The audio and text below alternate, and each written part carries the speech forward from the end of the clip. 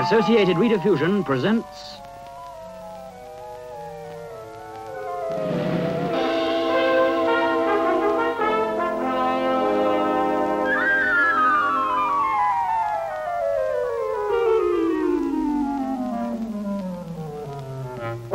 Is it wrong to be out of step? Dan Farson goes out to challenge people who hold odd views about life. Are these people just cranks, or are they one step ahead of us?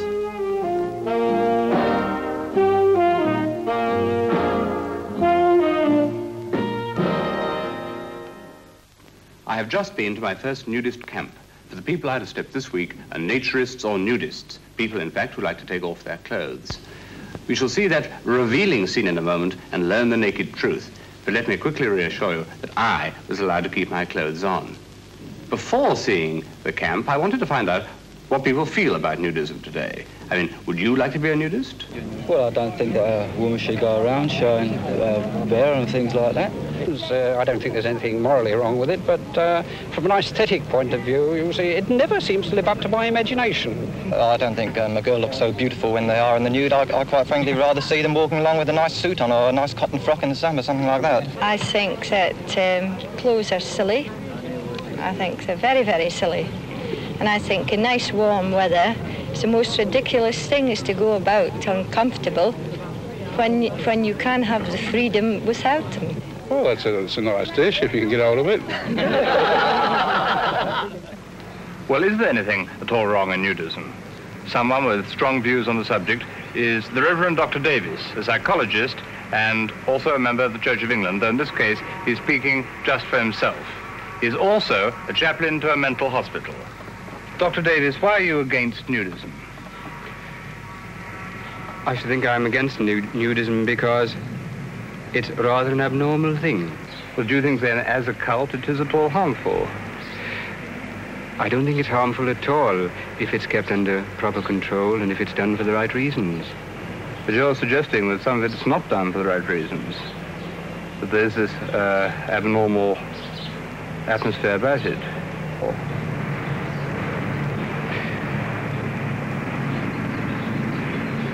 I don't think it's wrong in any way, but unusual, and it could very easily lead to irregularity and perhaps misunderstanding. Well, what sort of irregularity? Well, it would attract the attention of peeping toms and people who are interested perhaps for the wrong reasons. But surely that's the fault of the peeping toms and not the nudists. But isn't there some reason why people who are interested in nudism are themselves odd in their ideas? Well, that's what I'm asking you. I thought you believed that. Yes, I do. Well, then you're really only condemning nudists because they're out of step with the rest of us. Well, I should think, too, there must be some people who would like to become nudists because of an element of frustration in their nature. Perhaps they've got some grievance against society, or a young man might very conceivably become a nudist because he wants to show father that from now on he's old enough to make up his own mind. Somebody perhaps who might have a grudge against social conventions wants to be defiant and expresses it in that way. Frankly, Dr. Davies hasn't convinced me. A much stronger point of view comes from Mr. Wentworth Day, author and editor. I oppose nudism because it's a cult, a form of self-exhibitionism, and not a very pretty one at that. If you look into it, it's a reversal of civilization. It means going back thousands of years to what we were, primitive savages. What does it amount to? A dreary parade of rather revolting bodies, bulging stomachs, sagging bosoms, people obsessed with an inhibition about themselves. Good heavens, the ancient Briton knew better. He did cover himself with woad. The animals have got more sense. They cover themselves with hair all over. If this movement is brought to its logical conclusion, which means that these lunatics escape from their walled-in enclosures, they'll kill the whole movement, which, thank God, is confined to themselves, with ridicule and contempt. Well, that's pretty damning, but presumably the nudists have their own point of view, and it's about time to find out what that is. One person to ask is Mr. McCaskey, the founder of the Spielplatz nudist camp. Mr. McCaskey, can you tell me just why you are a nudist? Well, if the question is put like that, I should say because I like it and because it does me good. But I don't think the question should be put like that. The question is why put on clothes, not why take them off. But don't you think there's anything at all wrong in men and women wandering around here in the nude? Oh, no. I don't think it's a moral question at all. It's rather a question of common sense and convenience and hygiene and so forth. The impression that there's something wrong about the body is one of the things that nudists are trying to eradicate. We can't see that there is anything wrong about the body or any part of it, that there is the slightest need to cover up any part or parts. That attitude, that impression, of course, is derived from the doctrines of the Christian Church, but we think it's mistaken. You mentioned common sense, but surely it isn't common sense to be nudists in the English winter, or in the English climate at all, for that matter. Oh, no, we don't advocate anything of that kind. There are occasions, the English winter you mentioned, when one must either put something on or else prepare for a funeral.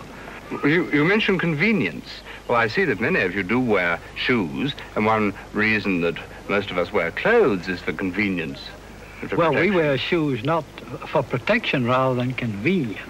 The ground is not suitable for anyone, excepting a person with very tough feet. I don't wish to be at all offensive, but I don't think that middle-aged men and women en masse in the nude are particularly attractive. Well, the aesthetic argument runs that way, but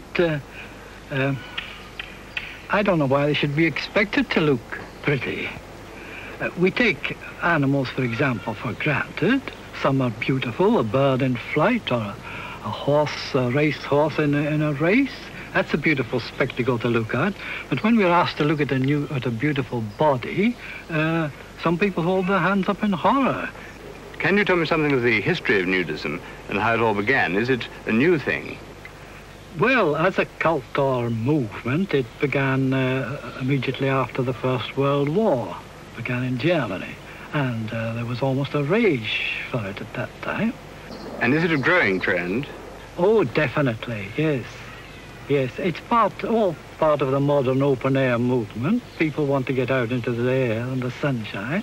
And what about the future? I think there's not the slightest doubt that in time to come, a long time, of course, but measured in centuries, 1,000 years perhaps, I think that nudism under appropriate conditions will become almost universal. Well, that's a very sweeping statement. Mrs. McCaskey, do you agree with everything that your husband has said? Oh, yes, certainly. He had an ideal in 1930, and he inspired me with it, too. And he wanted to put it before people in this country and other countries. I also think that it's a great thing for one's state of mind. I don't think that there would be all the strife in this world and all the wars if one could only come to places like this and take off their clothes. I meet many people, intellectual people, and have very happy conversations with them. Do you find there's any difficulty with peeping toms? No, not at all. As for your children, Mrs. McCaskey, have you given them complete freedom of choice as to whether they should become nudists or not? Well, you can ask Iseult that. She's here.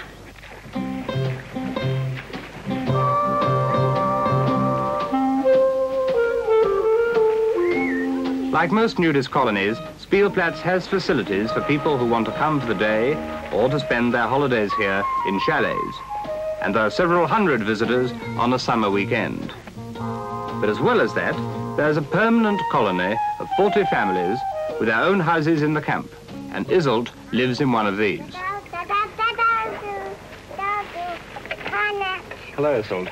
It's quite obvious that you're a nudist too, but have you ever thought of not being one? Oh, no, never. It's always been my life. I was born into it. I wouldn't change it for anything. But hasn't it made your ordinary social life extremely difficult? No, not really. When I first went out to work, it may have been then, with the girls who didn't understand, and also the men who probably thought my morals were a little loose, but they soon changed their mind. And what about the girls? Oh, well, a lot of them I was able to bring here, and they loved it. Once they'd got used to it and realized that nudism was a nice thing, an enjoyable thing. But I suppose you have met a terrific number of people who do think of you as cranks. Oh, quite, yes. And what do you think of that? Well, I think they shouldn't voice their opinion when they don't know anything about it. If they don't come and find out, they don't know that You've never had any doubts yourself? Oh, no, of course not. Is your husband a nudist? He is, yes. And do you ever feel embarrassed about being naked here in front of strange men? Oh, no, not at all, because in nearly all cases they're naked themselves. It makes a tremendous difference. Do you think it's part of your duty to convert other people to nudism? No, I don't. If they don't want to be nudists, that's good enough for me. They don't know what they're missing as far as I'm concerned. You're going to encourage your daughter to be one? Certainly. She's being brought up as a nudist, yes. Seeing the people here who somehow find the leisure to lie about here in the sun, I can't help feeling that it's rather a waste of time. Oh, not at all. No, they do it, you see, in their spare time. It is their leisure time, after all. All these people work in the normal way. They go out to work, to business, and this is the way they spend their weekends. You might play golf. They come to a nudist resort. You don't think they could be using their time more usefully? Well, obviously they don't think so, or they would be doing it. And would you like to see the whole world going nude all the time, even to work? No, not necessarily. I'd like to see nudism more universal than it is. I'd like to see people understand us more, because they have a very peculiar idea, most of them, on what nudists are. Why am I a nudist? Because it seems the natural thing to do. When I was blitzed out of London, a friend offered me shelter for a little while in a sun club. Didn't mean a thing to me, but it sounded perfectly wonderful, so down I came. Well, that was Spielplatz, and I liked it. I liked the quietness, the wild birds, the fresh air, of course, and sunshine, swimming. I decided I'd make it my home. It was just, I think, the sane common sense of it that appealed to me.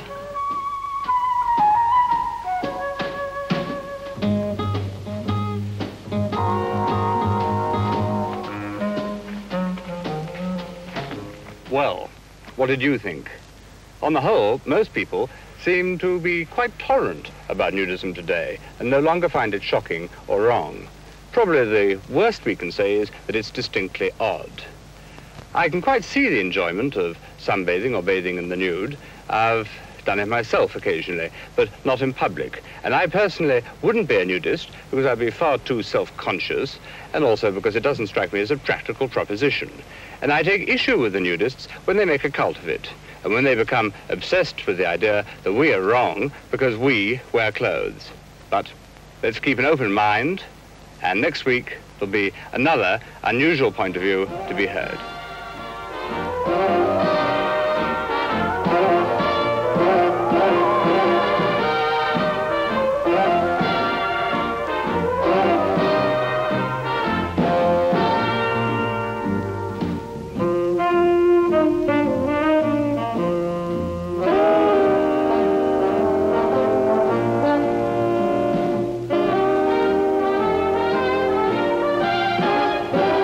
Out of Step was an Associated Rediffusion production.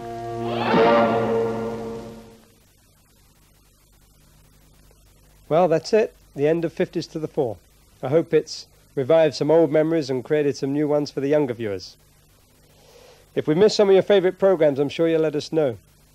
Now, if I had to sum up TV, the differences between then and now, well, now we have colour TV and then we have black and white. But really the programmes were every bit as good. We'd like to thank the National Film Archive, and I hope you've enjoyed this evening. And I really know how Richard Baker feels. Keith, over to you. Many thanks, Adam. I hope you'll let me into your secret. You look younger than you did 20 years ago. It's sickening. Well, from 20-odd years back to 20 years hence. This Thursday on Channel 4, Citizen 2000. Louise Margaret was born on June the 25th, 1982. She is one of 750,000 babies born in Britain this year. They have all been born into different circumstances of culture, class and environment that will affect and mould their lives. What does the future hold for these babies? What opportunities will Britain offer its children growing up in the last years of the 20th century? We shall be following a group of these children until they are 18 years old, when they will become the adults of the new century. Citizens of the year 2000. And that's this Thursday at 8 o'clock on 4. On ITV in a moment, news at 10 with the national and world news. While here on Fore next, in a few minutes in fact, Whatever You Want looks at women in the music industry. That's the one. Wallace King's big sale. Huge savings on furniture, beds and carpets. Now on at all branches. That's the one.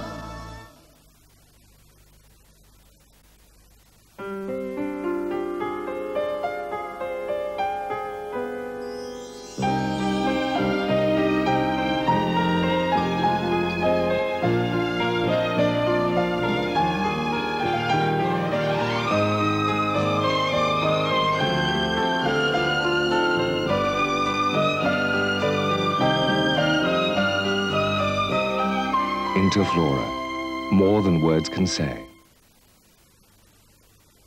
If you'd like any of the holiday brochures advertised on Anglia Television, just phone DIS 4111 with your request. The sale to go to is the sale at Debenhams. Get there any way you can, but get there. The sale at Debenhams. I was chatting to some Californians recently about Paul Masson's California Carafe. Paul Masson, they inform me, has been laying fine wines on people since 1852. Try a carafe, they suggested. See how it grabs you. Man. Though somewhat wary of being grabbed by a bottle of wine, I decided to give it a whirl. And I must say, they're really jolly good. Paul Masson's California Carafes. They're really jolly good.